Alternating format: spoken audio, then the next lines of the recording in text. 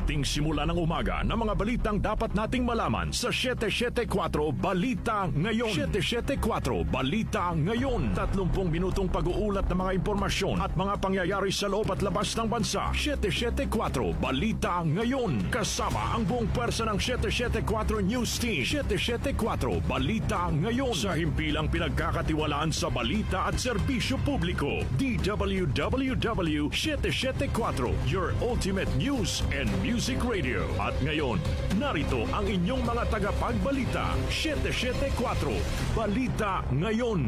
774 Balita Ngayon.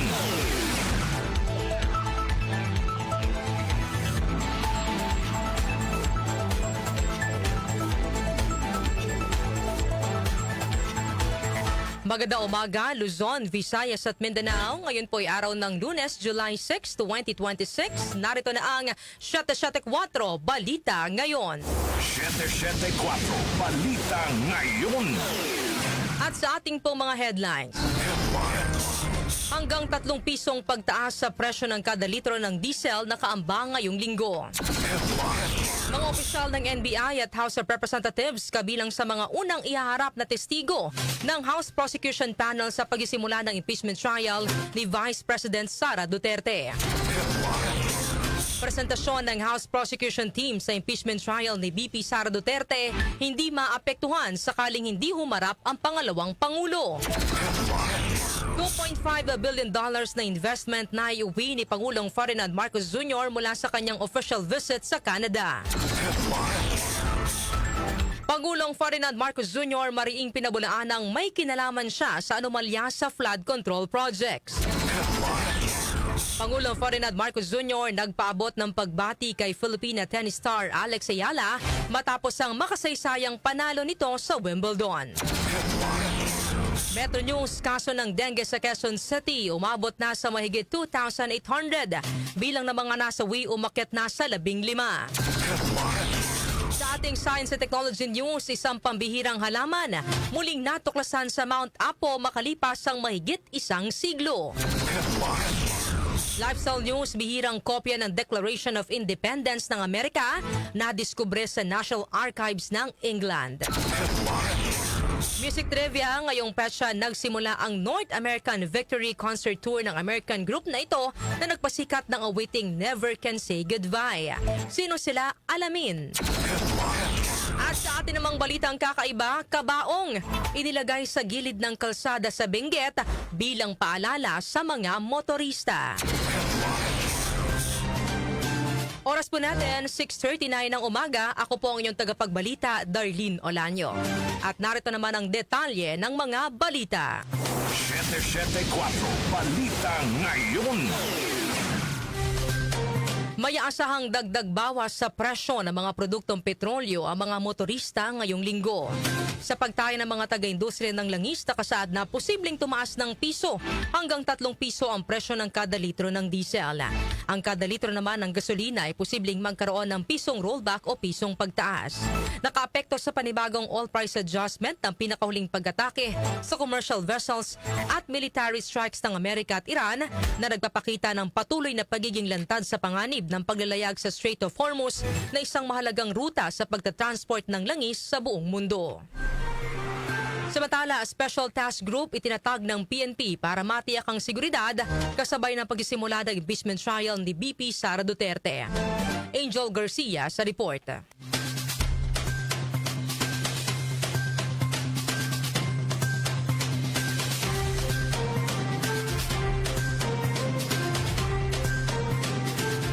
Bumuo ang Philippine National Police ang Special Task Group na siyang mga ngasiwa sa lahat ng police operations bago, habang hanggang sa matapos impeachment trial ni Vice President Sara Duterte.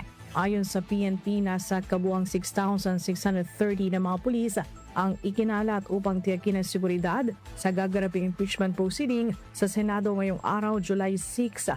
Sa kabuang bilang 3,250 na mga pulis ang itatalaga sa mga pangunahing lugar sa paligid ng Senado. habang 2,900 ang civil disturbance management personnel na naka-standby upang agad na maipadala sa kasakaling kailanganin. Sasaklawin ng police deployment ang Hilaga, harapan at timog na bahagi ng J.W. Jokno Boulevard upang mapanatili ang kaayusan, matulungan ang mga motorista at pedestrian at matiyak ang maayos at daloy ng mga legal na aktibidad. Naglagay din ng pambansang pulisya ng karagdagang CCTV camera sa mga estratehikong lugar, naghanda ng traffic rerouting plan sa pakikipag-ugnayan sa iba pang ahensya at nagtukoy ng mga kalapit na ospital para sa agarang pagtugon sa anumang emergency.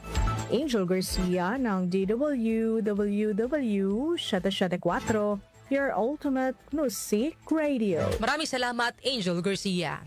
774 Balita Ngayon. Sa pabalita sa labas ng himpilan, Senado, kumpiyansa sa kahandaan para sa unang araw ng impeachment trial ni VP Sara Duterte. Detalye mula kay Conde Batak.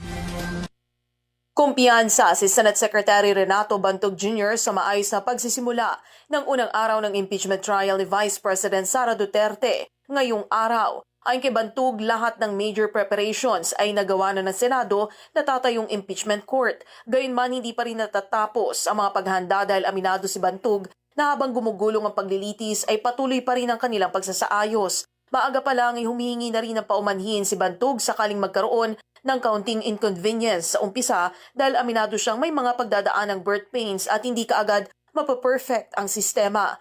Inaasahan naman na magiging mabilis lang ang unang araw ng impeachment trial kung saan inaasahan ang call to order appearances, opening statements ng House Prosecution Team at Defense Team at pwedeng sa araw ding ito resolbahin ang ilang mga nakabinbing issue para sa proceedings. Conde Batak ng DWWW 774, your ultimate music radio. Maraming salamat, Conde Batak. 774 Balita Ngayon. Samantala, unang ihaharap ng House Prosecution Panel ang mga opisyal ng National Bureau of Investigation o NBI at House of Representatives bilang mga testigo sa pagsisimula ng impeachment trial ni Vice President Sara Duterte. Kabilang sa lineup ng mga haharap na testigo mula July 6 hanggang July 8 ay sina NBI BARM Regional Director Attorney Jeremy Lotok, Senior Agent ng NBI Cyber Investigation and Assessment Center na si John Mark Calilong at Executive Director ng House Legislative Security Bureau na si Captain Belinda Bello.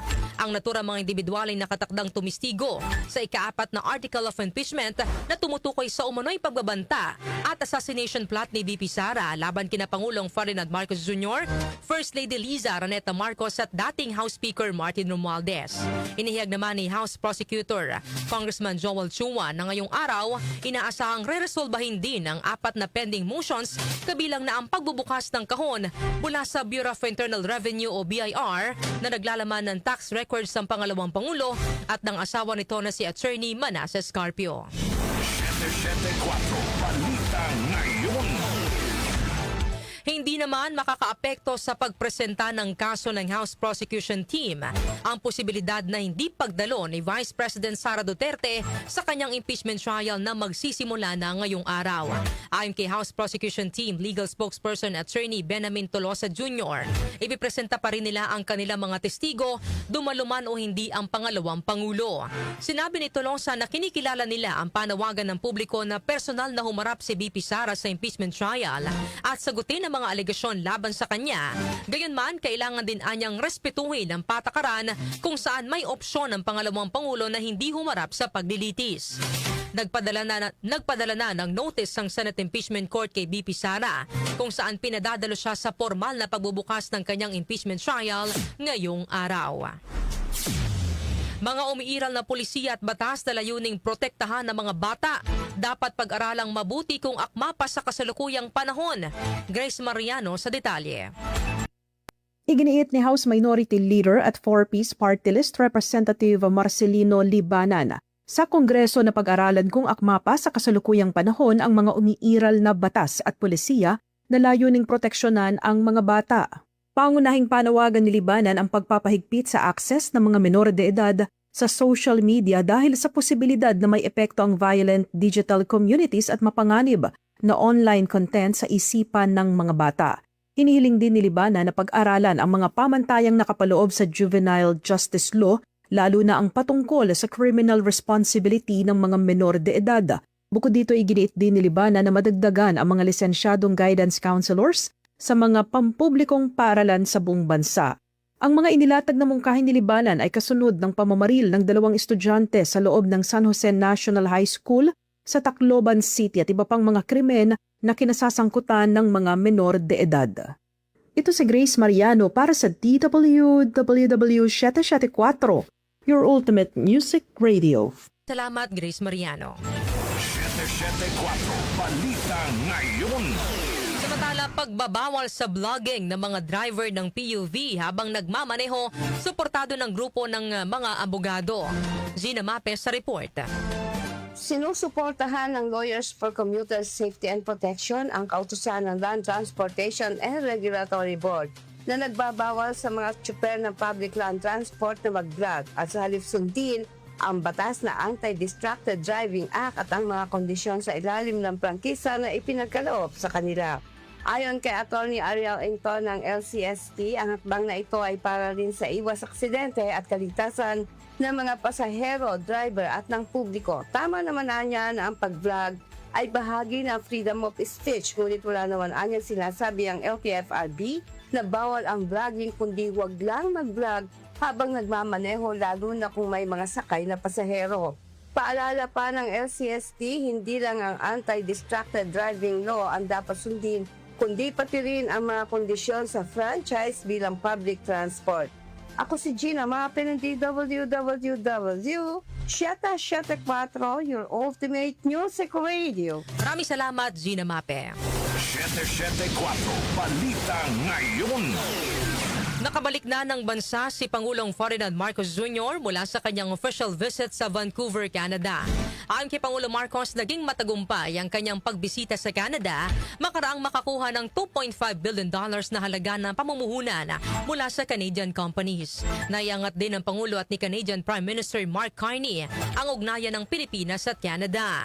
Nalagdaan naman ang Joint Declaration of Intent on Energy and Natural Resources Cooperation habang nangako ang Canada ng initial investment na 2 million Canadian dollars para sa Luzon Economic Corridor na susuporta sa infrastruktura, supply chain at clean energy projects. 774 Balita Ngayon. Mariing pinabulaanan ni Pangulong Ferdinand Marcos Jr. ang mga aligasyong may kumpas niya ang umano'y anomalya sa flood control projects. Ayon kay Pangulo Marcos, siya ang nagsiwalat ng umano'y katiwalian sa flood control projects at nagpasimula ng pagpapaimbestiga nito. Git ng Pangulo, kung siya ang nakinabang sa korupsyon, walang dahilan para siya mismo ang maglantad at magpaimbestiga nito. Inihayag pa ni Pangulo Marcos na wala sa mga nagdaang Pangulo ang kumilos laban sa flood control anomalies at tanging ang kanyang administrasyon ang nagpursiging marisolba ang korupsyon. Kung hindi ko sinabi yung sinabi ko sa SONA, wala tayong pinag-uusapan na ganito. I'm the one who exposed all of this. And I'm the only one that has started to do anything about this. Bakit? Ang mga nakaramba na Pangulo, may nakita ba kayong ginawang ganon? Meron ba silang kinulong? Meron ba silang finish na account? Meron ba silang mga investigasyon na ginawa? Wala. Sa akin lang. Tapos sasabihin, ako daw ang may kagagawan. Kung talagang racket ko yun, ba't ko sisirain yung racket ko? Di ba? That makes absolutely no sense. Yan pong pahayag ni Pangulong Ferdinand Marcos Jr.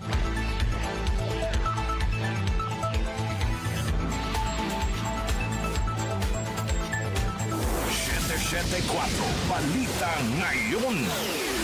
Samantala, ipinagmalaki ni Pangulong Ferdinand Marcos Jr. ang panibagong tagumpay ni Filipina tennis star Alex Ayala matapos talunin ng defending champion na si Iga Swiatek sa ikatlong round ng 2026 Wimbledon Championships. Ayon kay Pangulo Marcos, patunay ito na kabilang na ang batang tennis star sa mga world-class na atleta. Inihayag pa ng Pangulo na nagsisilbing inspirasyon si Ayala lalo na sa mga kabataang Pilipino dahil sa ipinakita nitong husay sa international tennis. Naniniwala si Pangulo Marcos na nagsisimula pa lang ang tagumpay ni Ayala at malayo pa ang mararating nito. Tiniyak din ng Pangulo na buo ang suporta ng sambayan ng Pilipino kay Ayala habang patuloy itong nagdadala ng karangalan sa bansa. When she first started winning, sabi ko nag-umpisa pa lang, she's just getting started. Well, you can see. Turns out I was right. She's just getting started. Marami pang ibubuga yung bata natin. So it's good news. I caught the last set kanina umaga. And it was a great result. Great result. Congratulations, Alex. Keep it up. We're all be here. The whole Filipino nation is cheering you on. At we know that you are fighting or making proud and bringing luster and honor to the Philippines. Keep going, keep going, keep going. We are behind you. Dahil sa tagumpay, naging kauna-unahang Pilipino si Iyala na umabot sa 4th round o round of 16 ng Wimbledon at kauna-unahang Pilipino rin sa open area na nakapasok sa ikalawang linggo ng isang Grand Slam tournament.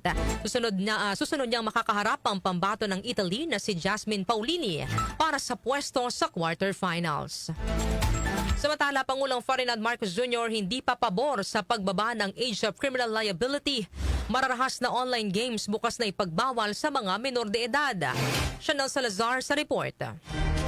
Hindi pa kumbinsido si Pangulong Ferdinand Marcos Jr. sa panukalang ibaba ang age of criminal liability sa bansa kasunod ng mga insidente ng pamamaril at pananaksak na kinasasangkutan ng mga menor de edad. Ayon sa Pangulo, kailangan munang pag-aralang mabuti ang epekto nito, lalo na ang kalagayan ng mental health ng mga bata at opinyon ng mga eksperto. I'm not sure how that will work. If we have to study it further. Yung mga ating mga child psychologists, yung mga surveys na ginagawa about the mental health of children, kailangan pag-aralan na mabuti yan. Because if we are lowering the age of responsibility for such crimes, then it would imply that children have changed from before. Binigyan din ni Pangulong Marcos na nagbago na ang mundo at mas malaki na ang impluwensya ng social media at online content sa mga kabataan. Ngunit hindi pa tiyak kung sapat na itong dahilan para baguhin ang umiiral na batas. Nagbago ba ang pag-iisip ng mga bata? I'm not saying that that's not the case. It's possible. Nag-iba mundo eh. Iba yung exposure ng mga bata eh. Iba yung exposure nila sa social media. Nung lumalaki ako, wala namang ganyan eh. So maybe that has an effect. We're not sure. But we're studying it very, very well because the effect is yung desensitization. Kasabay nito, sinabi ng Pangulo na handa naman ang pamahalaan na ipagbawal ang mga mararahas na online games kung mapapatunayang nakatutulong ang mga ito sa pag-usbong ng karahasan sa mga kabataan. When it is clear that a certain game or a class of games are responsible for the desensitization of our children to violence, then yes, I think we should ban them, and we will ban them. Si Pangulong Ferdinand Marcos Jr. Ako si Chanel Salazar ng DWWW 774, your ultimate music radio. Maraming salamat, Chanel Salazar. 774 Balita Ngayon. Oras po natin, 5 minuto bago mag-alas 7 ng umaga. Ako pa rin po ang inyong tagapagbalita, Darlene Olanyo. 774 Balita Ngayon. Metro News. Metro News. Tumaas pa ang kaso ng dengue sa Quezon City. Sa datos ng Quezon City Epidemiology and Disease Surveillance Division, umabot na sa mahigit 2,800 ang dengue cases sa lungsod mula January 1 hanggang July 2 ngayong taon. Bagaman mas mababa ito ng 50% kumpara sa mahigit 5,000 kaso sa kaparehong panahon noong nakarang taon, nananatiling mataas ang naturang bilang.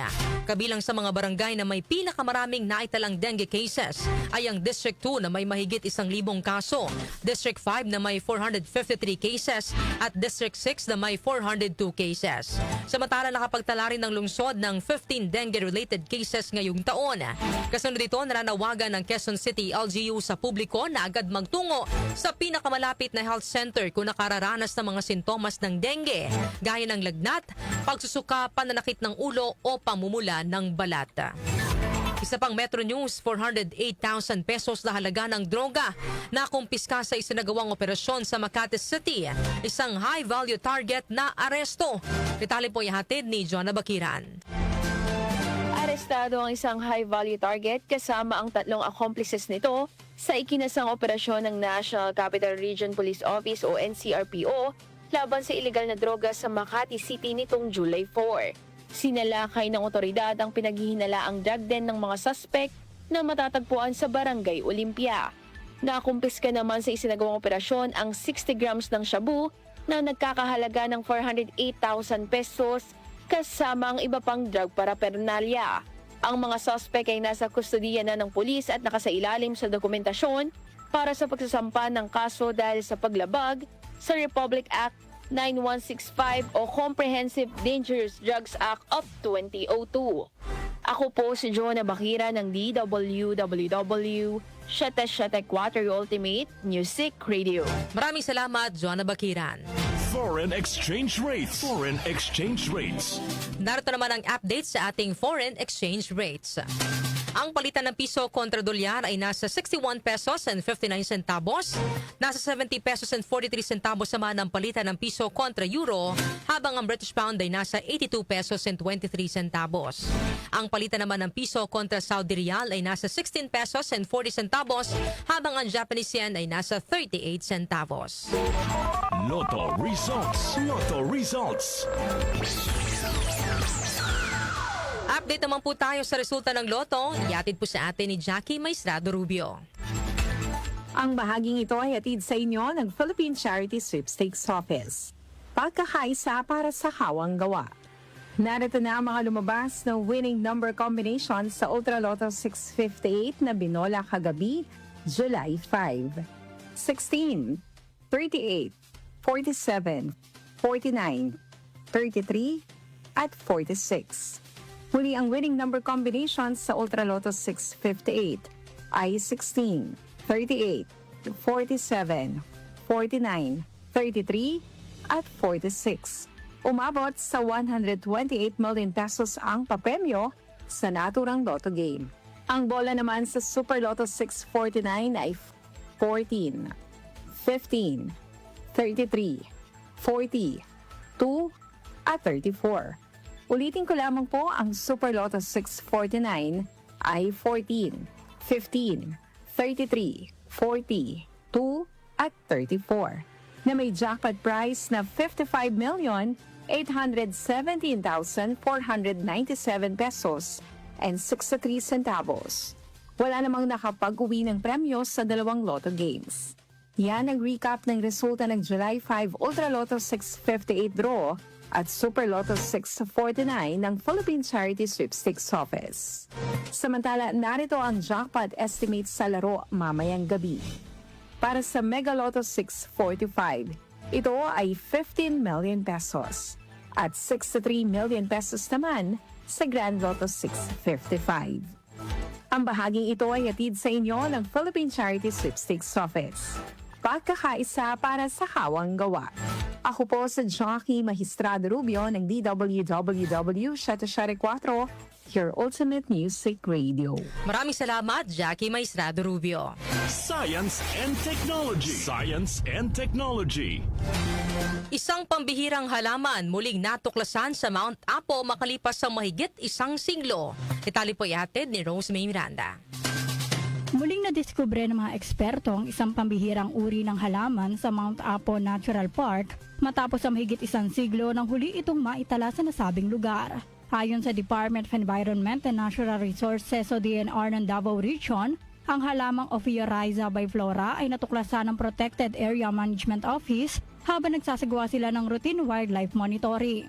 Ang naturang halaman ay isang endemic species sa Pilipinas na una nakolekta sa Mount Apo noong October 1904 ng American botanist na si Edwin Bingham Copeland. Bagamat ang O. biflora ay naitala na noon sa ibang bahagi ng bansa gaya ng Benguet at Negros, ang pagkakatuklas nito sa Mount Apo ngayon 2026, ang kauna-unahang pagkakataon na ito ay matagumpay na nakuhanan ng litrato.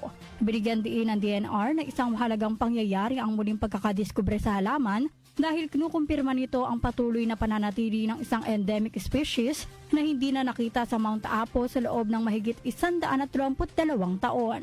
Ang pagtuklas na ito ay sumunod sa dokumentasyon ng isa pang bihirang halaman na Agalmila calinanensis na natagpuan din sa Mount Apo noong nakaraang taon. Ang Mount Apo na siyang pinakamataas na bundok sa Pilipinas at sumasaklaw sa North Cotabato at Davao del Sur ay kasalukuyan nagsusumite ng aplikasyon upang makilala bilang isang UNESCO Global Geopark. Pangalagaan ng kapaligiran para sa magandang kinabukasan. Ako si Rosemary Miranda ng DWWW 774, Ultimate Music Radio. Maraming salamat, Rosemary Miranda. Lifestyle News. Lifestyle News. Bihirang kopya ng Declaration of Independence ng Amerika na diskubre sa National Archives ng England. Detalye po yung hatid ni Mika Fajardo. Natagpuan ng isang napakabihirang kopya ng Declaration of Independence ng Estados Unidos sa National Archives ng England matapos itong madukoy sa mga lumang talaan ng mga dokumentong nakuha mula sa isang barkong Amerikano na nasamsam noong 1776.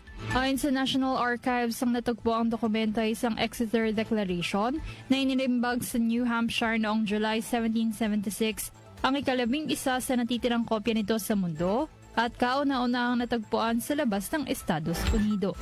Pinaniniwalaang dinala ito ni Captain Eleazar Johnson sa kayang barkong Dalton bago ito nasamsam ng Royal Navy sa baybayin ng Portugal noong December 24, 1776, dahilan upang mapabilang ang dokumento sa mga opisyal na record ng Great Britain.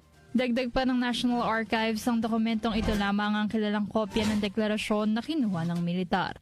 Sa ilalim ng mga regulasyon ng Inglaterra noong huling bahagi ng ika-18 siglo, lahat ng kapitan ng Britanya ay kailangang magpakita ng mga dokumento ng isang nasamsam na barko sa mga otoridad upang makuha ang kanilang bahagi sa premyo.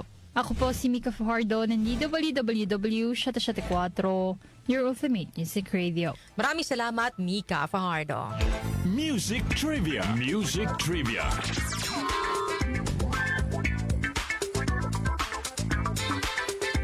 Sa ating pong music trivia, ngayong petsa, nagsimula ang North American Victory Concert Tour ng American group na ito na nagpasikat ng awiting Never Can Say Goodbye.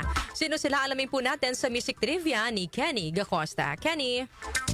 Blessed Monday morning, narito na ang hatid ko sa inyong music trivia. Ngayong petsa na ito, July 6 taong 1984, isinagawa ang kick-off ng North American Victory Concert Tour ng American pop group na The Jacksons. Ang unang gabi ng naturang concert ay isinagawa sa Arrowhead Stadium, Kansas City. Nagtapos ang naturang concert noong December 9, 1984 sa Dodger Stadium sa Los Angeles, California. Sa 55 gabi ng North American Victory Concert Tour ng The Jacksons, sa 55 mga lugar, higit 2 milyong manonood ang dumalo dito. Kumita ang concert na higit $75 million, kung saan ang $5 million mula rito ay dinonate ni Michael Jackson sa iba't ibang charity. Karamihan sa mga awitin na itinanghal sa naturang concert ay mula sa album na Thriller ni King of Pop, dahil nasakto na kalalabas lamang ng naturang album at dinodomina ang iba't ibang music chart sa buong mundo. Itinanghal din ni Michael Jackson sa concert ang kanyang iconic moonwalk para sa kantang Billie Jean, suot ang isang decorated glove at black sequined jacket. At yan, hatid ko sa inyong music trivia. Ako po si Kenny Gacosta ng DWWW 774, your Ultimate Music Radio. Maraming salamat, Kenny Gacosta. Balitang Kakaiba. At sa atin naman pong balitang kakaiba, sa halip na pangkaraniwang road warning sign, isang kabaong ang inilagay sa bahagi ng Benguet, Nueva Vizcaya Road sa Ambuklaw, Benguet upang magsilbing paalala sa mga motorista. Sa ilalim ng puting kabaong may inilagay ding karatula kung saan nakasulat ang mga katagang ang mamatay o mabuhay ng dahil sa iyo, na paalala sa mga driver na ingatang ng nag-iisang buhay at magmaneho ng maayos.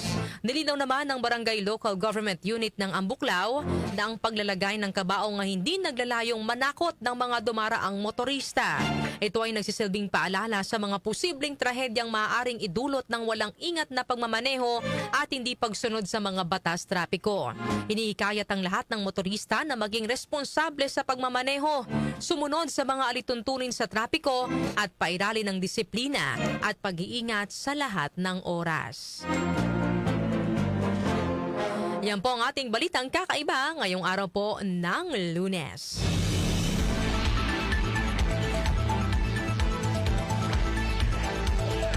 Bago po tayo magtapos sa ating balitaan, ito muna ang ating katanungan para po sa ating programang Opinion Mo, Opinion Ko. Susubaybayan ba ninyo ang impeachment trial ni Vice President Sara Duterte at bakit? Ulitin ko po, susubaybayan ba ninyo ang impeachment trial ni Vice President Sara Duterte at bakit? Para po sa mga gusto nang magbigay ng kanilang opinyon, ang ating pong text line 0929-321-8738 at maaari din po kayong mag-comment sa ating pong Facebook Live at sa ating YouTube channel.